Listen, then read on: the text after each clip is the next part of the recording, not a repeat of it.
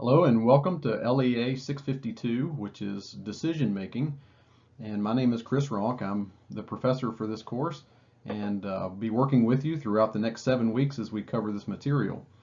So in this very first video, I really just wanted to introduce the course. I wanted to talk about a few of the components of the syllabus and how things will be structured and kind of help you feel more comfortable about how we're going to be moving forward together. And as I always like to remind my students, I'm here to help you with any questions that you have. So I need you to ask those questions. I need you to reach out, let me know if anything's unclear, if something doesn't work the way that I think it ought to work, or if it's not coming across the way that I had hoped. Please let me know that. I encourage you to give me that feedback, and it allows me to do a better job of leading this class and helping impart this information on to each one of you. You can read the course description there on the screen, or it's certainly found in your syllabus and in the course catalog. But in short, we're going to be looking at the different strategies and skills necessary to make good decisions, primarily in an organizational setting.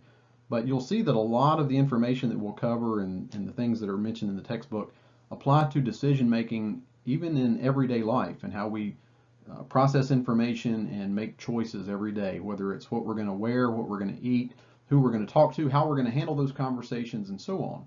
These tools will be very important in helping us navigate those different areas of our life to make us more effective leaders and hopefully, ultimately, to make us better servants of Christ. The first order of business to get class started is obviously to make sure you have the textbook. The information is there on the screen. I've sent that out as an email. It's listed in the learning management system as well in your student portal. And so if you haven't already done that, please get that ordered right away. Get that shipped to you, even overnight delivery if necessary, so that you don't fall behind in the reading material. Some of these concepts, even though making decisions is something that we do every day and we feel like we're familiar with those concepts, you're going to see that lots of research has revealed things that we're very unfamiliar with. We don't think about on a daily basis, or even things that we don't think about when we're facing major decisions. And there's a lot of information to glean from the textbook and from the videos that you'll be viewing over the next few weeks. So please make sure you don't miss out on that reading and don't take it lightly. Be sure to move through that material slowly enough to digest the material, highlight things, and you'll see that the chapter readings are relatively short. So there's not a large quantity, but it's a very high quality of material. So be sure to move through that carefully, highlight, make notes, do the things that you know are best for you to learn this material. As you see on the screen, and again, this is listed in the syllabus, but the major objectives in the class could be stated as such. At the end of the course, you should, as a student, be able to demonstrate an understanding of the decision-making process. We'll talk about a very meticulous process that can be followed. Not that you always have to follow that process, not that you're always going to stop and go through each of these steps, but it's helpful to know a good model in how to make decisions. Number two, a student should be able to diagnose a particular situation within an organization. Often, that requires us to determine, is this a decision that I need to make? And if so, is this a decision that requires some extra steps and some strategies rather than a fast decision or something that's trusting my instincts? And you'll see the danger of trusting those instincts as we work through this material. Number three, a student should be able to produce a document that outlines the strategic approach to solving a problem. Again, not every problem needs a strategic plan written for it, but we need to know when that's necessary or when it's helpful, and then how to do that whenever it would be helpful to do so. Number four, a student should, at the end of this course, be able to describe the process for designing an approach to decision making. And you want to tailor that process to suit your own needs, your own gifting and so forth, but also the needs and the gifting of the organization where you're leading. And then lastly, a student should be able to identify decision-making opportunities. And notice the point there is that there are opportunities around us all the time to improve our own productivity, efficiency, effectiveness, and to improve those of the organization as well. To kind of highlight the reason for some of this material and why we might dig into some of this research that will sometimes feel very academic. I just wanted to illustrate it with a couple of optical illusions. If you've looked in the textbook, there's one optical illusion in chapter 1 to illustrate the point, but I've got a few here that maybe you've seen before, but they're just reminders. I know I find them very helpful myself when I see these reminders of how easily my mind can be tricked when I look at circumstances or when I look at what seems to be very clear evidence. And of course, here on the screen you can see one of those optical illusions. If you haven't seen this one before, the question would be, which of those lines, the red or the blue line, which line is directly in a straight line with the black line? When you look at that, it would be maybe difficult for you to see, or maybe even tempted to say that it's the blue line. See here on the next slide that it's actually the red line that is in direct straight line with the black line from the previous slide. I didn't change anything in that first image. It's exactly the same image that you saw in the previous slide. So the point is, our judgment is often skewed by our perceptions, and those perceptions are sometimes not based in reality. And that's important to recognize when we're making decisions, especially important decisions that impact our loved ones or our employees or the organizations where we lead. Another example, just very quickly, the question here is, which square is a darker shade of gray? Is it A or B? Clearly, when you first look at this, A seems to be very obvious, but the answer is that square A is exactly the same shade of gray as square B. And you can test that if you want to pause the video and cover things up. If you do that, you'll actually see that those squares are exactly the same shade.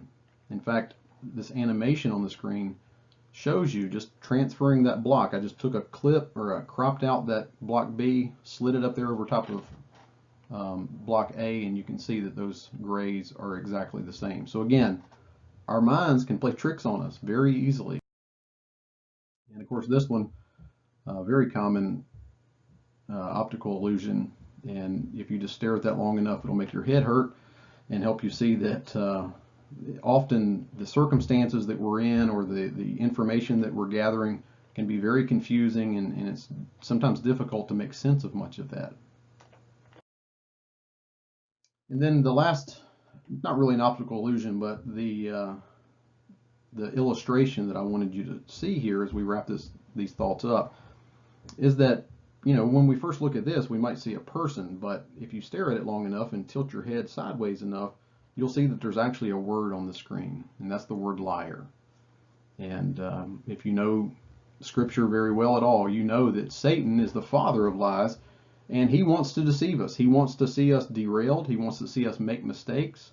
And one of the ways he does that is feeding us constant lies, constant misperceptions and skewed views of the truth. And many times he mingles his lies amongst lots of truth to make it look more appealing and make it more believable. But we need to be on guard against that, especially when we're making decisions about our personal lives or family lives or organizational lives. And then that takes us to a point that the book is definitely not going to make. It's written from a secular viewpoint, but I want to make sure that we're all reminded of the fact that Scripture says that our heart is deceitful above all things. It's desperately sick. And he asks, who can even understand it? And often culture encourages us to follow our heart and to make decisions based on our heart. And we see that throughout the various movies we watch, the books we read, magazines and self-help books and so forth. But we see not only in Scripture, but we also see in the evidence, the research that we're going to look at in this course, even from a secular viewpoint. We're going to be reminded that our hearts are easily deceived. In fact, our hearts at their root can often deceive us itself because there's wickedness in our hearts, in our natural state, and that's a result of sin, of course. So let's be aware of that as we make decisions, and let's understand that there's better ways to go about decision making than just trusting our instincts, trusting our heart, following our emotions, and so on. Well, with all of that said, that's just kind of to whet your appetite about the purpose of the course and some of the material that we'll be covering. But as we wrap things up here, I wanted to mention that you will have assignments every week, and so be sure to read through your syllabus. That should be accessible in your e-learning platform inside your student portal. So be sure to read through that and ask me if you have any questions about anything you see in the syllabus. The most important link that you'll see in the e-learning platform will be a link in the left side that says coursework. And if you've taken a class in the new platform, then you know that that coursework link is a critical part of keeping up with everything you need to do for the class. So make sure you visit that very often, and once you click on coursework, you'll see the things that are due for that week. I organize my coursework by week, so there's a week 1 folder, there's a week 2, and so on. And so in each one of those weeks, you'll see weekly reading. Now I keep it very simple in this class because you're going to read one chapter that corresponds with each week. So week 1, you're going to read chapter 1. And then I'll also have videos there. Sometimes it'll be videos of me, and fortunately for you, I'll also have videos of others out there who are more proficient in the material. They'll be able to articulate things in different ways, and there'll be lots of illustrations in some of those videos as well. So make sure you pay attention to which videos to watch and which order to watch them in. And I would ask you to do those things, the reading, the videos, each week by Wednesday night, so that you're on target to meet the other deadlines. And speaking of that, the other major component of each weekly assignment or each coursework folder will be the discussion boards. The discussion boards are something most of you are already familiar with, and in this class you're going to want to make sure that you have at least one post every week. Now week 1 is a little easier. We're just going to be introducing ourselves, but starting in week 2 you're going to need to make a substantive post, a 150-word post based on the discussion topic that I've presented to you. And in most cases, we'll be discussing material that we covered the previous week. So that gives you time to digest it, think about it, discuss it with classmates in other formats, ask me questions, and then by that second week, you should be able to articulate very specific answers and responses to those questions. And notice that there is a 150-word limit. That'll be mentioned in the discussion boards when you go in to make your entries. And that's part of your grade rubric, is to make sure that you meet that minimum word requirement. So do that by Thursday each week. And then by Saturday of each week, you need to reply twice. And that reply needs to be substantive as well. It can't just be, yes, I agree, or great job. It needs to say, you know, you made an excellent point here, but have you ever considered this other aspect or perspective? And do enough in that reply to challenge others to think a little deeper, or to reinforce a point, or to question a point, provide a different perspective, and so on. Those are due every week by Saturday night at midnight.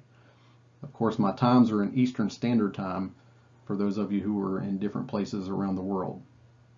And then lastly, I wanted to mention the course calendar link that will be in the online class and e-learning.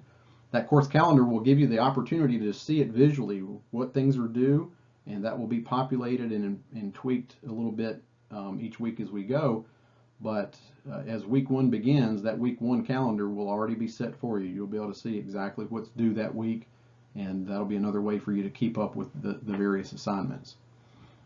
The discussion boards will be the majority of your grade. You can see the breakdown in your syllabus, but there will be other assignments as well that will show up in future weeks. There will be a paper that will be very significant in your grade, and will give you an opportunity to put into practice the things that we're learning. And so be sure to read through those specifics in the syllabus, and again, let me know if you have any questions.